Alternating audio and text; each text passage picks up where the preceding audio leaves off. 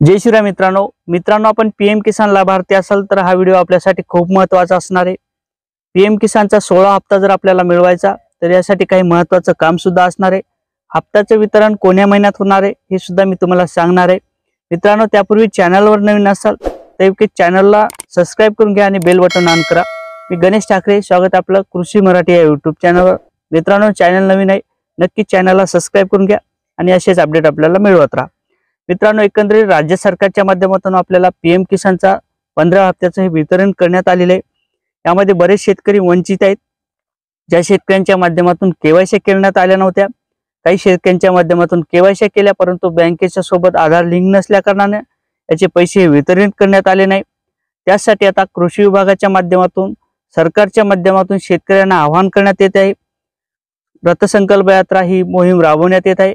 या योजनेअंतर्गत शासन आपल्याद्वारे ही योजना सुद्धा राबवण्यात येत आहे आणि शेतकऱ्यांना आवाहन करण्यात येत आहे, ज्या शेतकऱ्यांच्या केवायसी केल्या नाहीत अशा शेतकऱ्यांना आपल्याला केवायसी करणं बंधनकारक असणार आहे।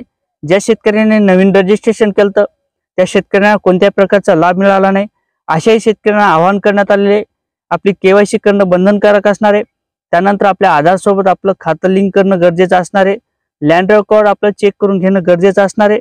या सर्व बाबी शेतकऱ्यांना लक्षात घेण्याचं काम शासनाच्या माध्यमातून सांगण्यात आलेले आहे आणि ज्या शेतकऱ्यांच्या केवायसी पूर्ण झाल्या, ज्या शेतकऱ्यांचा आधार लिंक आहे अशा शेतकऱ्यांच्या खात्यावर 16 हप्त्याची रक्कम ही वितरित करण्यात येणार आहे। 16 हप्त्याचं वितरण हे करण्यात येणार आहे। त्यानंतर नमविण्याचा दुसरा हप्ता सुद्धा या शेतकऱ्यांच्या खात्यावर लवकरच वर्ग करण्यात येणार आहे, म्हणजेच याच महिन्यात त्याचं वितरण होणार आहे। अशा प्रकारे कृषी विभागाच्या माध्यमातून शेतकऱ्यांना आवाहन करण्यात आलेले आहे। शेतकऱ्यांना केवायसी त्यानंतर आधार लिंक हे गरजेचं असणार आहे आणि अशा शेतकऱ्यांच्या खात्यावर या महिन्यात हे पैसे जमा होणार आहे। अशा प्रकारचं कृषी विभागाच्या माध्यमातून सांगण्यात आलेले आहे आणि या शेतकऱ्यांच्या खात्यावर हे पैसे याच महिन्यात जमा होणार आहे।